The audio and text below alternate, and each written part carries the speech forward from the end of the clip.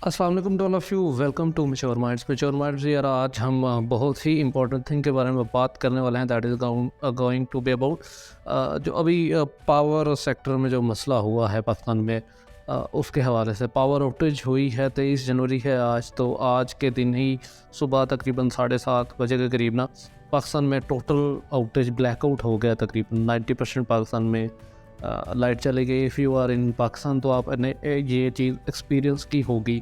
तो हम इसका थोड़ा सा देखेंगे, रीज़न क्या हुई है, कहाँ पे हुई है, इसकी हिस्ट्री का भी थोड़ा सा हम टच करेंगे और इम्पैक्ट्स ऑन द इकोनॉमी देखेंगे।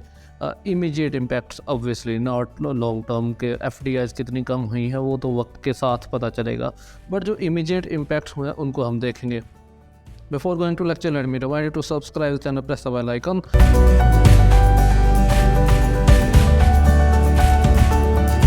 एंड क्या हुआ है तो वो मैंने आपको बता दिया। 23 जनवरी, ठीक है, उसकी सुबह तकरीबन 7:30 बजे के करीब ना क्या हुआ, पावर आउटेज हो गया पाकिस्तान पूरे में। ये रिस्टोर तकरीबन कोई 14-15 घंटे के बाद हुआ है, लेकिन पूरे पाकिस्तान में ये रिस्टोर होगा 27 घंटे के बाद। तो कल सुबह 10 बजे तक, यानी 24 जनवरी सुबह 10 बजे तक। तो this is not going to be about current affairs. ये हम लोग ना इसको डिटेल में पढ़ेंगे, इसकी इकोनॉमी पे इम्पैक्ट्स एंड ऑल दैट। ये कहाँ कहाँ हुआ है, पूरे मुल्क में हुआ है, तकरीबन 90% मुल्क में हुआ है। पेशावर के कुछ इलाके छोड़ के और जो है अपना इस्लामाबाद के कुछ इलाके छोड़ के, जहाँ पे तकरीबन 136 के फीडर्स के करीब ना वो रिस्टोर हो गए थे उसी टाइम। बाकी पूरे मुल्क में ब्लैक आउट था, ठीक है, ये तो हुआ है।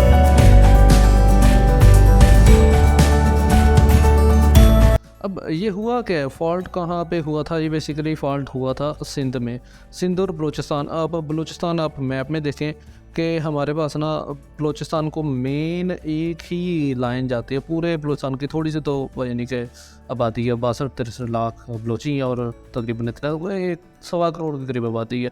इतनी लाहौर की है, इमेजिन दैट। तो लाहौर से ज़्यादा उनकी आबादी, लाहौर के इक्वलेंट तकरीबन आबादी है पूरे बलूचिस्तान की। और Balochistan is the largest province of Pakistan by area. तो अब वहाँ पे ज़्यादा एनर्जी की इतनी ज़रूरत नहीं रहती। तो वहाँ पे ना पूरे जो है आप देखेंगे कि सिर्फ़ और सिर्फ एक लाइन है जो गुड्डू से होती जाती है, ट्रांसमिशन लाइन है। ये गुड्डू बिराज से ये कोयटा तक जाती है थ्रू सिब्बी एंड शिकारपुर, ठीक है, उच्च शिकारपुर, ये सारा रास्ते में आता है। तो यहाँ पे हुआ क्या, गुड्डू और कोयटा के दरमियान जो कोयटा रिसीविंग स्टेशन है और गुड्डू जो है वो कौन सा है, वो ट्रांसमिटिंग स्टेशन है। आप ये इस पिक्चर में देख सकते हैं लेफ़्ट साइड पे। तो ये गुड्डू स्टेशन है एंड यहाँ पे सिब्बी स्टेशन है। तो यहाँ पे क्या हुआ, दरमियान में ये जो ट्रांसमिशन लाइन है, इन दोनों के ना आपस में फ्रीक्वेंसी मैच करना ज़रूरी होती है, ट्रांसमिटिंग एंड की और रिसीविंग एंड की। लेकिन मसला क्या हुआ कि ये जो गुड्डू पावर स्टेशन और सिब्बी पावर स्टेशन है, इसके दरमियान में जो कम्युनिकेशन गैप था, उसकी वजह से फ्रीक्वेंसी दोनों की अलग-अलग हो गई। अब जब फ्रीक्वेंसी अलग हो गई तो यहाँ पे एक क्लैश आ गया। तो यहाँ पे चूँकि आप पाकिस्तान का, आप जानते हैं पाकिस्तान एक सेंट्रल इलेक्ट्रिसिटी का वो सिस्टम रखता है, सेंट्रल ग्रिड सिस्टम है पाकिस्तान में कि ठीक है, कहीं पे भी कोई फॉल्ट है तो वो सेंटर पे इम्पैक्ट होगा। तो ये इम्पैक्ट हुआ तो यहाँ पे है, लेकिन इसने पूरे के पूरे सिस्टम को ट्रिप कर दिया, ठीक है। यहाँ पे इम्पैक्ट मसला हुआ और इसका इम्पैक्ट पूरे मुल्क ने देखा। तो this was actual the reason जिसकी वजह से ये हमारे पास ये ब्रेकआउट या आप कह सकते हैं फॉल्ट हुआ।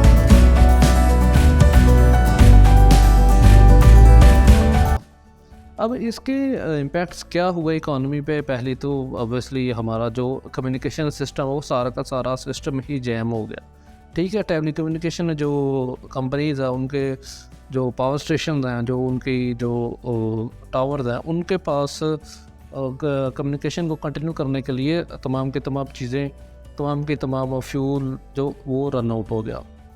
अब इससे इंटरनेट भी बंद हो गया। नेट ब्लॉक्स एक इंटरनेशनल मॉनिटरिंग एजेंसी है नेट की, उसने ये कंफर्म किया है कि पाकिस्तान में जो है वो इंटरनेट एक्सेस जो है वो लिमिटेड टाइम के लिए कम हो गया था। अब आप इमेजिन करें आज के दौर में जहाँ पे हर चीज़ दो ही चीज़ों से चलती है, या नेट से चलती है या एनर्जी से चलती है। ना नेट चल रहा है ना एनर्जी चल रही है, तो पाकिस्तान की हालात आप खुद देख सकते हैं। इमेजिन दैट अगर इंडिया अटैक भी कर दे तो किसी को पता नहीं चलेगा कि इंडिया ने अटैक किया है। तो ये आपके डिफेंस में, इंडस्ट्री में, आपकी हॉस्पिटल में, आपका हर जगह पे यानी कि ये मसाइल कॉज करता है। और 70 मिलियन के करीब डॉलर्स के करीब हमें नुकसान हुआ है। इमेजिन दैट, सिर्फ टेक्सटाइल इंडस्ट्री का। ठीक है, और ये मेरा नहीं कहना, ये all Pakistan textile mills association का कहना है। ठीक है, उनके स्पोक्स पर्सन का, APTM में उसको कहता है। ठीक है, अब पेशावर और लाहौर में तो लोगों की लंबी लंबी कतारें थी पेट्रोल स्टेशंस पे।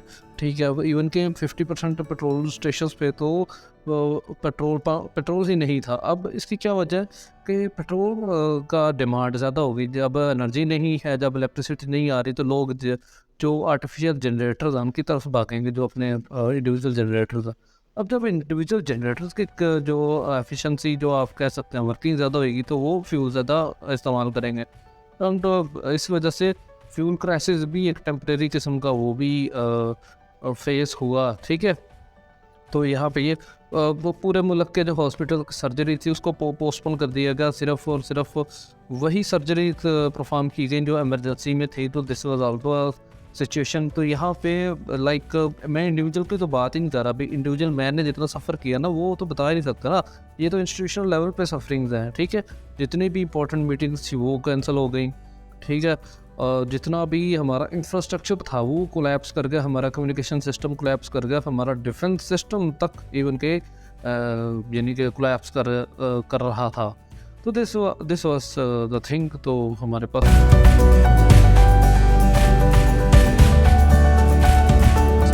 अगर हम बात करें फिर इससे पहले ब्रेकडाउन कब हुआ था हमारे पास, इससे पहले पावर आउटेज कब हुआ था, तो ये इसी गवर्नमेंट में तकरीबन दूसरी दफ़ा ये हुआ है आज का वाक़या। इससे पहले अक्टूबर में हुआ था 2022 में। तब हैदराबाद, कराची, सक्खर, कोयटा, मुल्तान और फैसलाबाद को इसी तरह के पावर आउटेज का सामना था।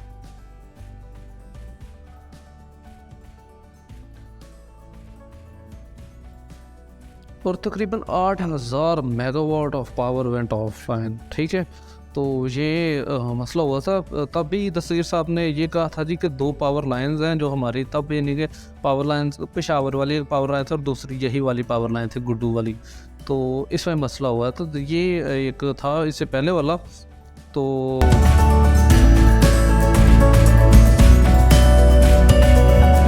अब हम देखते हैं कि टाइमलाइन के पाकिस्तान में कब कब क्या क्या हुआ है।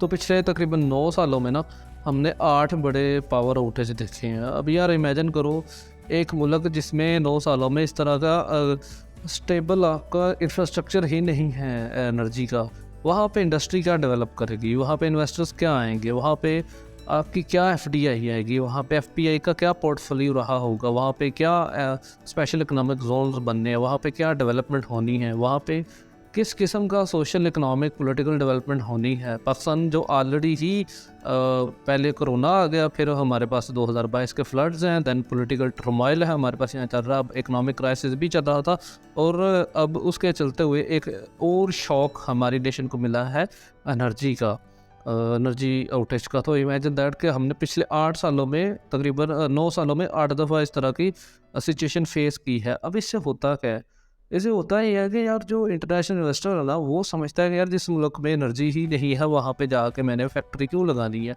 इसी वजह से हमारी जो टेक्सटाइल इंडस्ट्री है वो 2016 के आते आते तक ना इमेजिन दैट कि 80% बांग्लादेश में शिफ्ट हो चुकी थी।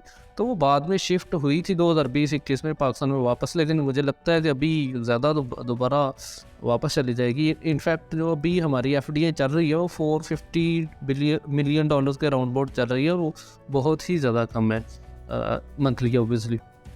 अच्छा, 2014 और 17 में भी हमारी कौम ने इस तरह के ब्लैकआउट्स देखे हैं, जिसमें तरबेला पावर स्टेशन में फॉग आ गई थी, फ्रीक्वेंसी वेरिएशन जो फ्रीक्वेंसी वेरिएशन बेसिकली अभी हुआ ना। ठीक है, गुड्डू पावर प्लांट में ही पहले भी इस तरह के मामला हुए थे 2015, 18, 19, 21, 22 और 23। 22 में अक्टूबर में आया, 21 में भी हमने देखा, 19 में भी, 18 में, 15 में भी, 23 में भी। Imagine that. तो फिर किसी मुल्क की किस तरह हालत बेहतर हो सकती है। हर दफ़ा जो भी पार्टी हमारे यहाँ इक़्तिदार में आती है वो वादा तो करती है कि हम लोग कुछ करेंगे, लेकिन करते क्या है ये आज तक नज़र नहीं आया। को इमरान खान साहब का दौर भी कोई इतना सिग्निफिकेंट नहीं रहा। आप इमेजिन करें, आप देख सकते हैं 18, 19, 20 और 21 में तकरीबन 3 साल तो ये इमरान खान साहब की गवर्नमेंट रही ना, 18 अगस्त 2018 से लेके अप्रैल 22 तक, ठीक है। तो तब तक तो इमरान खान साहब का, लेकिन तब भी हमारे पास जो 3 दफ़ा तो रहा है। चलें 22 वाला तो हम नून लीग के खाते में डालते हैं। तो हमारे जो पॉलिटिकल विल ही नहीं है हमारे यहाँ पे इस चीज़ को सॉल्व करने की। यहाँ पे हमारे बेसिकली मैं वीडियो पहले भी काफ़ी ज़्यादा बनाई है एनर्जी पे, दोबारा बनाएंगे इस पे। इसको पूरा डिटेल में सीरीज़ करेंगे कि पावर आउटेज क्यों होते हैं पाकिस्तान में, पावर सेक्टर में मसाइल कौन कौन से हैं। पाकिस्तान यानी कि 2 किस्म के मसाइल होते हैं किसी भी कौम को ना, पावर जनरेशन में, पावर ट्रांसमिशन में। पाकिस्तान को पावर जनरेशन का मसला ही नहीं है। पाकिस्तान इस वक्त भी तकरीबन 55,000 मेगावाट के करीब जनरेशन कैपेसिटी रखता है, वो सीपैक के मंसूबों को भी मिला के। लेकिन पाकिस्तान की ट्रांसमिशन कैपेसिटी जो है ना वो 26,000 मेगावाट के करीब है। तो आप इमेजिन करें, सर्दियों में हमारी जो ज़रूरत होती है ना पूरे मुल्क की, वो 10,000 मेगावाट के करीब होती है, और जो गर्मी में ज़रूरत होती है वो 36,000, 40,000 मेगावाट के करीब होती है। इस वजह से गर्मियों में ज़्यादा आपको लोड शेडिंग मिलती है, सर्दियों में लोड शेडिंग कम मिलती है। तो दिस इज़ आल्सो रीज़न कि हमारी जो पावर ट्रांसमिशन लाइन था ना, वो जब थोड़ा सा भी लोड ज़्यादा पड़ता है, इवन इन विंटर, सर्दियों में भी, तो भी वो ट्रिप कर जाती हैं। जैसा अभी हुआ है, फ्रीक्वेंसी डिफरेंस थोड़ा सा हुआ, और ये एक कैस्केड इम्पैक्ट चला गया, डोमिनो इफेक्ट चला गया, ठीक है। पहले गुड्डू वाला, फिर डीजी खां वाला, फिर आगे मुल्तान से फिर कसूर, कसूर से लाहौर, लाहौर से फिर ये आगे चीज़ें चलती गई। लाहौर से यानी पिंडी शिफ्ट हो गई चीज़ें, शिफ्ट पिंडी से Peshawar. This was all the case which you I have delivered to you, and I hope you have got all the information. And I hope कि ये पहली वीडियो होगी किसी भी चैनल पे, यूट्यूब पे इस तरह की, ठीक है, यानी कि इस किस्म का डिटेल्ड एनालिसिस जो है। Thank you very much for listening यार। बस एक ही रिक्वेस्ट है, सब्सक्राइब कर दिया करें और वीडियो को पूरा देखा करें यार, ये आपको फ़ायदा देती है, ठीक है। Thank you very much.